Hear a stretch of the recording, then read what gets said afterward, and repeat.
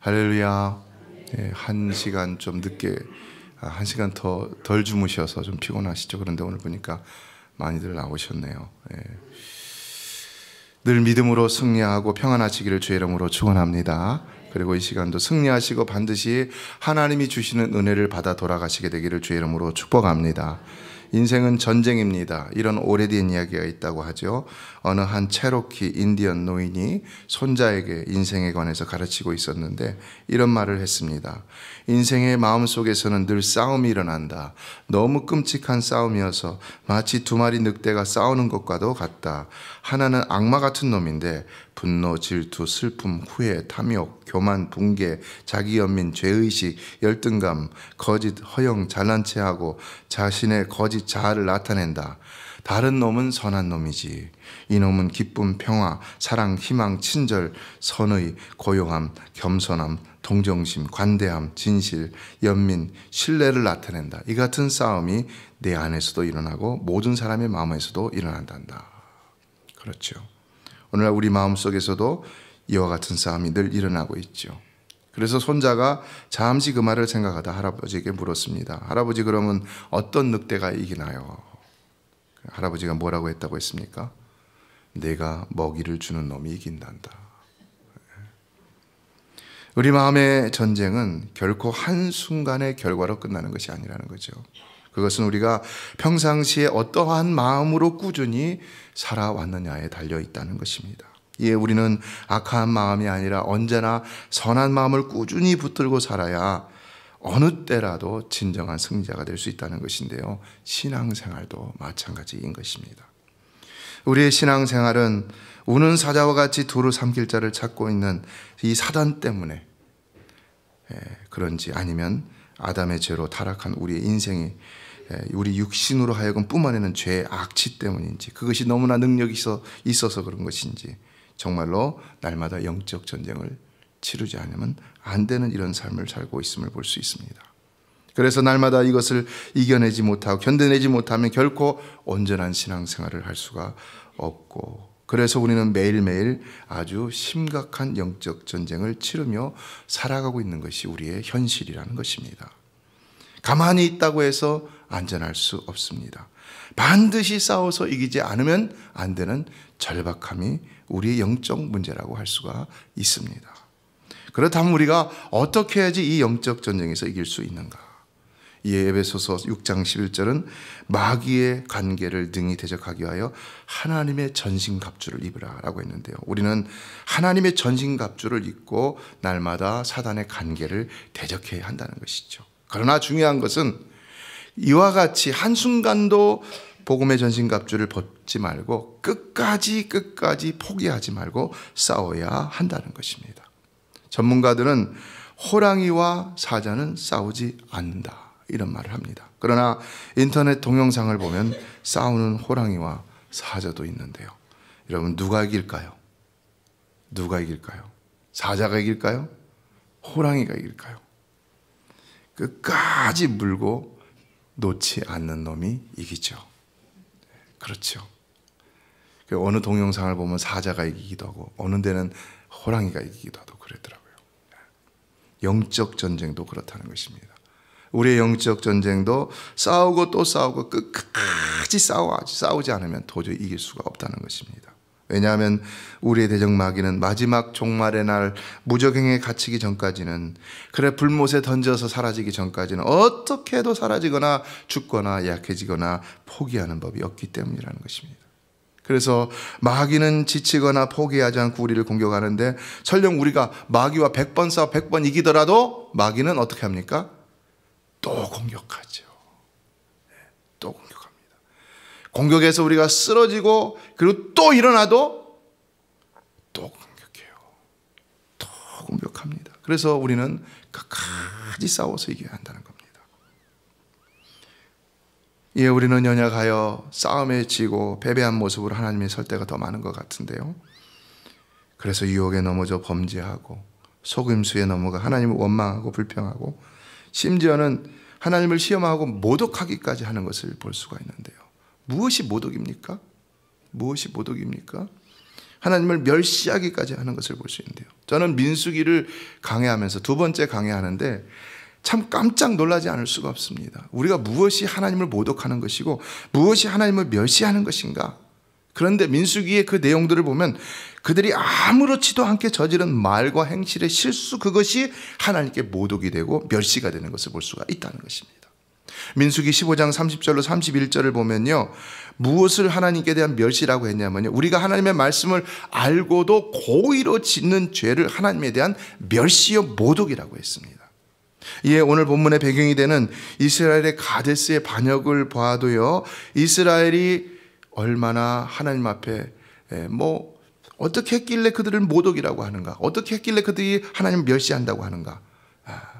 참 그렇게 어려운 일이 아닌 것을 볼 수가 있습니다. 그렇게 새벽 기도를 나오신 분들은 이해를 더 쉽게 하실 수 있겠지요. 그러나 여러분이 집에 가서라도 민수기 13장, 14장, 15장을 읽어보면 분명히 알 수가 있습니다. 이스라엘이 가나안 땅으로 가라고 그랬죠. 그래서 가나안 땅으로 가는데 정탐을 합니다. 이제 가데스에 이르러서 정탐을 하는데, 정탐을 해보니까 과연 그 땅이 얼마나 하나님이 약속하신 대로 젖과 꿀이 흐르는 땅인지를 깨닫게 됩니다. 그러나 그 땅에는 또한 누가 삽니까? 용맹한 자, 안악자손 같은 거인들이 삽니다. 그리고 견고한 성읍들이 있습니다. 인간적인 눈으로 봤을 적에는 참 그 땅을 차지하기 힘든 것이지요. 그래서 갈 수 없다고 그랬어요. 그리고는 하나님과 모세를 버리고 새로운 지도자를 세워서 우리는 애굽으로 차라리 돌아가겠다 그랬어요. 그런데 하나님께서 이런 이들의 모습을 보고 뭐라고 말씀하시냐? 그게 오늘 말씀입니다. 오늘 본문을 다시 한번 읽어볼까요? 시작. 여호와께서 모세에게 이르시되 이 백성이 어느 때까지 나를 멸시하겠느냐? 내가 그들 중에 많은 이적을 행하였으나 어느 때까지 나를 믿지 않겠느냐? 내가 전염병으로 그들을 쳐서 멸하고 내게 그들보다 크고 강한 나라를 이루게 하리라. 멸시하겠느냐? 무엇이 멸시라는 것입니까? 무엇이요? 무엇이 멸시라는 겁니까? 첫째, 그들이 하나님의 약속을 믿지 않았던 것이 멸시라는 거지요. 22절을 보면 이스라엘을 일컬어 내 영광과 애굽과 광야에서 행한 내 이적을 보고서도 이와 같이 10번이나 나를 시험하고 내 목소리를 청종하지 아니한 그 사람들이라고 표현한 것을 볼 수 있습니다. 여기서 10번을 시험했다는 것은 하나님을 완벽하게 시험했다는 의미입니다. 그러나 실제로도 세어보면 10번을 시험했던 것을 볼 수 있습니다. 그렇다면 이들은 왜 하나님을 그렇게나 완벽하게 시험하고 또 하나님의 목소리를 청종하지 않았다는 것일까요? 그것은 근본적으로 하나님에 대한 믿음이 없었기 때문이라는 것이죠. 그래서 하나님이 하신 약속에 대한 믿음도 없었다는 것입니다. 하나님이 그들을 기적적으로 인도하시니까 그저 막연한 믿음으로 여기까지 따라왔던 것이지 참된 믿음은 하나도 없었다는 것이 거기서 드러났다는 겁니다. 그래서 하나님은 11절에서 이 백성이 어느 때까지 나를 멸시하겠느냐라고 하시면서 내가 그들 중에 많은 이적을 행하였으나 어느 때까지 나를 믿지 않겠느냐라고 하셨다는 것인데요. 그들은 정말로 믿음이 없었던 것입니다. 믿음이 없으면서도 하나님을 따를 수 있다는 겁니다. 믿음이 없으면서도 기도할 수 있고, 믿음이 없으면서도 교회 다닐 수 있다는 겁니다. 믿음이 없어도 마치 믿는 사람처럼 생활할 수가 있다는 겁니다. 그러나 그것은 하나님을 멸시하는 일이라고 말씀하고 있다는 겁니다. 둘째, 그들은 하나님이 함께 하심을 무시했기 때문이라는 것을 알 수 있습니다. 13장 33절을 보면은 거기서 네피림 후손인 아낙 자손의 거인들을 보았나니 우리는 스스로 보기에도 메뚜기 같으니 그들이 보기에도 그와 같았을 것이니다 라고 말했습니다. 어떻습니까, 여러분? 사실은요, 이들이 메뚜기가 아니라 이들이 메뚜기이기 때문에 메뚜기라고 말한 것이 아니라 이들이 하나님이 그들과 함께 하심을 무시하고 있었기 때문에 자기들을 메뚜기와 같다고 말한 것입니다. 그러므로 이들은 오직 이들의 힘으로만 가나안 땅을 취하려고 했기 때문에 그것이 바로 지금도 구름 기둥과 불 기둥 가운데 함께 하시는 하나님을 멸시하는 일이었던 것입니다. 네. 여러분, 이 시간도 하나님이 여러분과 함께 하심을 믿으십니까? 이 자리에 자정하심을 믿으십니까? 그 하나님을 항상 인식하시고 그 하나님을 항상 인지하시고 그 앞에서 하나님을 무시하지 않는 여러분의 삶이 되기를 주의 이름으로 축원합니다. 하나님은 여러분이 잘못된 말을 할 때도 보고 계십니다. 듣고 계십니다. 여러분이 죄악을 저지를 때도 하나님은 보고 계시고 듣고 계신다는 것입니다. 무시하지 말라는 겁니다. 셋째, 은혜를 주신 하나님을 도리어 원망한 것이 하나님에 대한 멸시였다는 것인데요. 3절을 보면 어찌하여 여호와가 우리를 그 땅으로 인도하여 칼에 쓰러지게 하는가?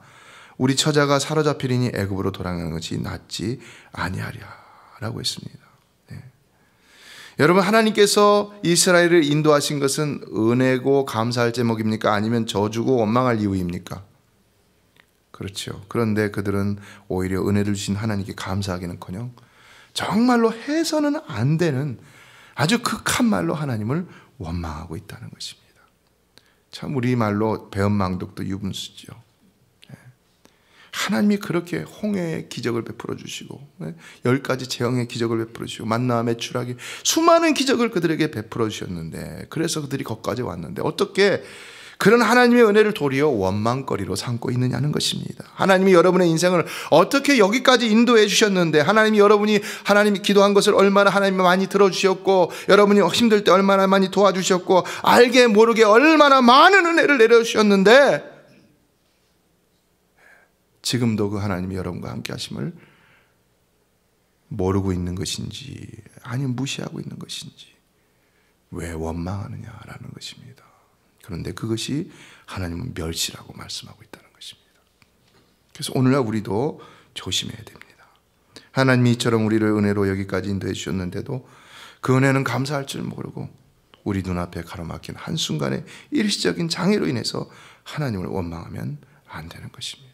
괜히 겁에 질려 욕심에 덫에 넘어져 죄악의 굴레에 빠져 하나님을 원망하면 정말로 안 됩니다. 그러면 우리가 하나님을 멸시한다고 여길 수 있다는 겁니다. 그리고 넷째, 결정적으로 이들이 하나님과 모세를 버리고 새로운 지도자를 세워 다시 애굽으로 가겠다고 한 것이 하나님을 멸시한 일이었죠. 어떻게 이것이 멸시입니까? 이와 같은 선택은 인간이 할 수 있는 선택이 아니기 때문입니다. 하나님과 우리 인간과의 관계는 오직 하나님이 우리를 선택하시거나 버릴 수 있는 관계이지, 우리가 하나님을 선택하거나 버릴 수 있는 관계는 절대로 될 수가 없다는 것입니다. 이런 관계는 우리 인간뿐만 아니라 모든 피조물이 다 똑같죠. 그런데 우리가 종종 착각을 합니다. 우리가 하나님을 택할 수도 있고 우리가 하나님을 버릴 수도 있다. 우리가 하나님을 이렇게도 할 수 있고 우리가 하나님을 저렇게도 할 수 있다. 그렇지 않다는 겁니다. 그렇지 않다는 것입니다.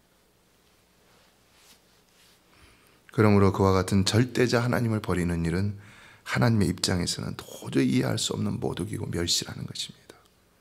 그래서 하나님은 그들을 다 광야에서 전염병으로 죽게 하시겠다는 것입니다. 무서운 징벌이지요. 그러나 잘 생각해 보면 이와 같은 무서운 결과는 한순간에 단순한 말 실수와 그릇된 행동이 가져온 결과였다는 사실입니다. 이들이 하나님을 대적하여 막 욕을 하거나 혹은 막 하나님이 계신 성막을 허물거나 아니면 하나님의 임재를 상징하는 구름이나 불기둥을 향하여 돌을 던지거나 혹은 아론을 죽이거나 그러지 않았습니다. 이들이 우상 숭배를 한 것도 아니었습니다. 이들이 했던 건 단지 격앙된 감정으로 던진 몇 마디 말뿐이었는데, 그런데 이런 말들이 돌이킬 수 없는 엄청난 결과를 가져왔다는 것입니다. 어떻게 생각하십니까? 하나님은 오늘 본문 28절에서 곧바로 말씀하십니다. 너희 말이 내 귀에 들린 대로 내가 너희에게 행하리니. 오늘 우리가 기억해야 할 것은요, 우리의 말도 자칫 잘못하면 하나님의 마음을 아주 상하게 해드리는 하나님에 대한 멸시가 될 수 있다는 것입니다. 아무렇지도 않게 생각하고 내던진 우리의 잘못된 말 몇 마디가 하나님에 대한 멸시가 될 수 있고, 특히 우리의 악한 감정이 섞인 말 몇 마디가 하나님에 대한 멸시가 될 수가 있다는 것입니다. 그러나 그러면 우리의 삶도 오늘 이스라엘과 같이 놀라운 구원의 은총을 받았다 하더라도 일평생을 하나님의 분노 가운데, 모세가 고백했잖아요. 시편 90편에서요. 하나님의 분노 가운데 지내게 될 수가 있다는 것입니다. 일시간에 지나가는 그 인생이 하나님 분노 가운데 지난다는 말이 여기에 배경을 가지고 있는 겁니다. 우리가 구약의 5대 제사에 관해서 공부를 한 적이 있는데요. 그 가운데 죄를 속하는 제사는 어떤 제사입니까? 속죄제, 속건제이죠. 자, 이에 속건제는 죄를 속하는 제물에 보상을 더하는 거라고 그랬어요. 그렇죠? 5분의 1의 보상을 더하는 거라고 했어요. 자, 그렇다면 여러분, 하나님 우리가 속건제, 속죄제만 드리면 우리의 죄를 다 용서해 주신다는 것일까요? 아니에요. 우리가 잘못 생각한 것이 있습니다. 잘못 생각하는 것이 있습니다. 올바로 이해하지 못하는 것이 있습니다. 이 속건제나 속죄제는 모두가 다 본의 아니게 부지중에 짓는 죄악에 대해서만 주어지는 속죄 방법입니다. 본의 아니게 부지중에 짓는 죄. 자, 그렇다면 의도적으로 짓는 죄악에 대해서는 속죄 방법이 있을까요? 율법에는 의도적으로 짓는 죄에 대한 속죄 방법을 제시하고 있지 않습니다. 하나님은 우리가 의도적으로 짓는 죄에 대해서 죄를 속할 방법을 주시지 않았습니다. 그럼 의도적으로 짓는 죄는 어떻게 하라고 그랬습니까? 그 죄에 따라 형벌을 기록하고 있는 것을 볼 수 있습니다. 혹은 돌로 쳐서 죽이라. 혹은 대가를 지불하게 하라. 어떤 다른 대가를 지불하게 하라. 이렇게 하시는 것을 볼 수 있는데요. 그래서 죄의 삭은 사망이라는 것입니다. 물론 그럼에도 하나님은 오늘 본문에서와 같이 이 가데스에서 반역한 이들을 하나님 멸하시게 했다 할 때 모세가 중보기도를 하죠. 그래서 죄를 사해 주신다고 합니다. 또 다윗의 경우도 자신의 철저한 회개를 통해서 용서를 받았다고 볼 수 있죠. 그러나 그렇다 하더라도 어떻습니까? 형벌은 주어진 것을 볼 수 있죠. 죄 용서는 아무리 하나님이 우리가 회개하고 철저히 회개하고 그래서 하나님 용서를 해준다 할지라도 그것은 하나님의 주권적인 긍휼로 주어지는 것이지 율법이 정해주는 바는 없다는 것입니다. 이에 이와 같은 우리의 죄 문제를 하나님께서 자신의 아들 독생자 예수를 우리가 아직 죄인 되었을 때 십자가에 못 박아 죽으심으로 단번에 해결해 주셨다는 이 사실은 정말로 파격적인 은혜라 하지 않을 수가 없는 것입니다. 놀라운 은혜인 것입니다. 그러므로 누구든지 이러한 사실을 안다면 이것을 정말로 감사함으로 받아들일 수가 있어야 하는 것입니다. 여러분은 십자가의 은혜를 믿으십니까? 그 십자가의 은혜로 씻지 못할 죄가 없음을 믿으십니까? 십자가 오늘도 찬양했지만요. 그럼 우리는 십자가 앞에서 숙연해져야 되는 것이고 십자가 앞에서 겸손해질 수밖에 없어야 하는 것입니다. 그러나 그렇다고 해서 우리가 그것만 믿고 어느 순간이라도 앞에서 말한 것처럼 그렇게 믿음이 없이 행하거나 말을 함부로 하거나 이래서는 안 된다는 것입니다. 그것도 역시 계속되는 하나님에 대한 모독이 될 수가 있다는 것입니다. 그러면 우리도 오늘 이 본문의 이스라엘과 같이 용서를 받고도 광야를 방황하는 것과 같은 처참한 삶을 살 수가 있다는 것입니다. 그래서 우리는 이런 일이 있지 않도록 해야 되는데 어떻게 해야지 이런 일이 있지 않도록 할 수 있습니까? 그럼 오늘 본문 가운데서 이 모든 형벌 가운데서 제외된 사람의 본을 따르면 되는 것이죠. 그가 누구입니까? 갈렙입니다. 집에 가서 한번 찾아서 읽어보십시오. 갈렙은 어떤 사람이었습니까? 오직 믿음의 사람이었습니다. 그런데 오늘 본문을 잘 보면은 이스라엘이 그렇게 몇 마디로 하나님을 멸시할 때 갈렙도 역시 잘한 것은 말 몇 마디뿐이었습니다. 13장 30절을 보면은 10명의 정탐꾼들이 불신앙적인 이야기를 할 때 갈렙은 말합니다. 갈렙이 모세 앞에서 백성을 조용하게 하고 이르되 우리가 곧 올라가서 그 땅을 취하자. 능히 이기리라. 저들은 패한다 그러는데 갈렙은 능히 이기리라. 이게 믿음의 말이었다는 것입니다. 그리고 오늘 본문 6절 이하를 보면 갈렙은 여호수아와 함께 옷을 찢으며 가나안 땅은 젖과 꿀이 흐르는 땅이다. 여호와를 거역하지 말라. 그 땅 백성들은 우리의 밥이다. 옛날 성경은 밥이다 그렇게 돼 있어요. 아무것도 아니다라는 겁니다. 왜야? 하나님이 함께 하시니까 아무것도 아니라는 거죠. 여러분도 하나님이 함께 하시면 여러분의 문제가 아무것도 아니라는 것을 믿으십니까? 그것입니다. 그게 중요한 것입니다. 하나님이 함께 하시면 우리 문제가 nothing, 아무것도 아니라는 것입니다. 그걸 믿는 믿음으로 우리는 하나님이 우리 앞에 주는 어떤 상황이라도 넉넉히 극복하며 이기며 나갈 수 있어야 되는 것이지, 그 앞에서 원망하고 불평하고 불신앙적인 얘기를 해서는 안 된다는 것입니다. 그거는 자칫 우리가 하나님을 멸시하는 일이 될 수가 있다는 것입니다. 예, 하나님께서는 이스라엘을 징벌하시고자 하실 때에 갈렙을 향해서는 이런 말씀합니다. 24절을 다 같이 읽어보겠습니다. 시작. 그러나 내 종 갈렙은 그 마음이 그들과 달라서 나를 온전히 따랐은즉 그가 갔던 땅으로 내가 그를 인도하여 들리리니 그의 자손이 그 땅을 차지하리라. 무슨 말입니까? 이스라엘이 하나님을 멸시하는 몇 마디로 이스라엘을 멸하시겠다고 하셨던 하나님은 갈렙의 그 믿음의 말 몇 마디 때문에 갈렙을 향해서는 도리어 축복의 말씀을 하시고 있다는 것이죠. 그래서 그는 반드시 죽지 않고 살아서 가나안 땅으로 내가 인도한다. 그의 자손들이 그 땅을 차지하게 된다. 이렇게 말씀하셨다는 것입니다. 그래서 하나님은 28절에서 그렇게 말씀하신 것이죠. 너희 말이 내게 드린 대로 내가 너에게 행하리라 라고 말씀하셨다는 것입니다. 그러므로 우리의 말은 반드시 언제라도 순종하는 믿음의 말이 되어야 한다는 것입니다. 그러면 여러분이 그렇게 믿는 만큼 하나님은 반드시 그 믿는 바를 이루도록 여러분을 축복하신다는 사실입니다. 믿으십니까? 예, 다시 본문을 보면 그 믿음은 순종하는 믿음이 되어야 한다는 것을 말씀하고 있는데요. 24절을 보면 하나님이 갈렙의 믿음에 이렇게 표현합니다. 내 종 갈렙은 그 마음이 그들과 달라서 나를 온전히 따랐은지. 순종을 얘기하는 것이죠. 갈렙의 믿음은 순종하는 믿음이었다는 것입니다. 예, 갈렙이 그 이스라엘이 다 죽을 위기 가운데서도 유일하게 놀라운 축복의 약속을 받았던 이유는 다른 거 없습니다, 여러분. 갈렙이 뭐 했습니까, 여러분? 어디 갈렙이 1,000번제를 드렸다는 얘기가 있습니까? 갈렙이 뭐 했다는 얘기가 있습니까? 다만 순종하는 믿음 그거 하나 때문이었다는 것입니다.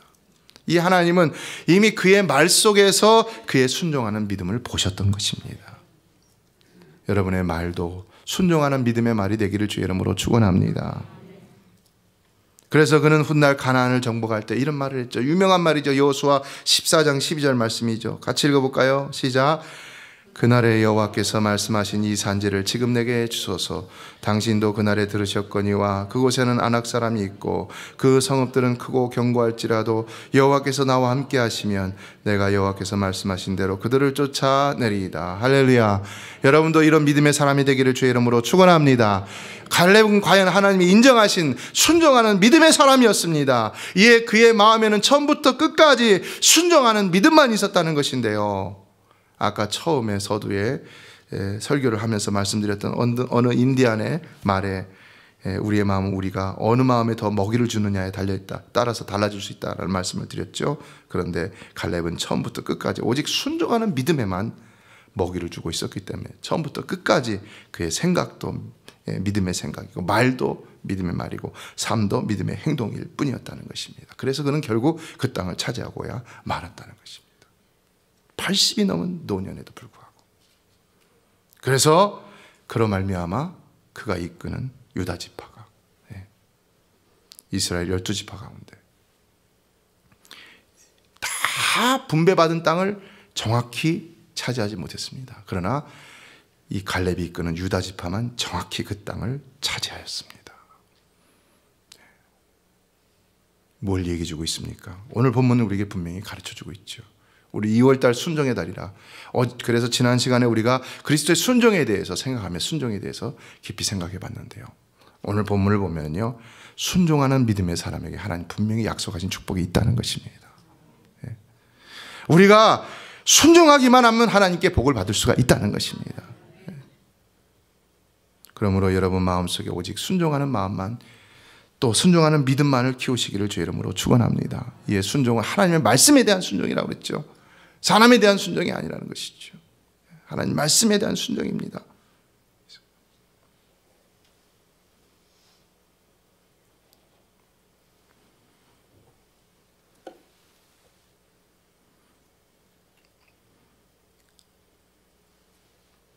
말씀을 맺습니다.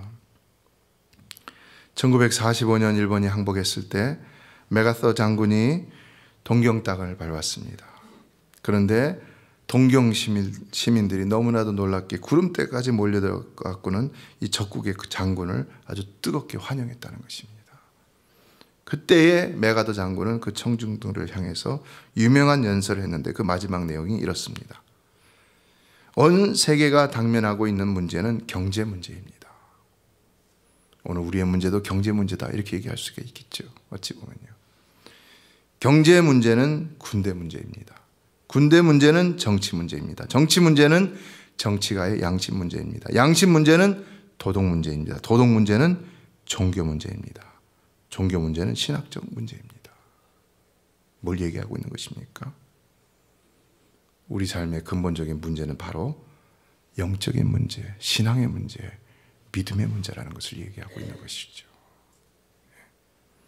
이에 우리의 이 믿음의 문제, 영적인 문제, 신앙의 문제만 잘 해결할 수 있다면 등의 어떤 문제도 다 해결될 수가 있다는 것입니다. 성도 여러분, 이 나라도 영적으로 회복되면 다시 다 회복될 수 있는 줄로 믿습니다. 영적으로 회복되면 이 나라에 무너진 도덕이 회복되어지고요. 도덕이 회복되어지면요, 경제가 회복되어질 수밖에 없습니다.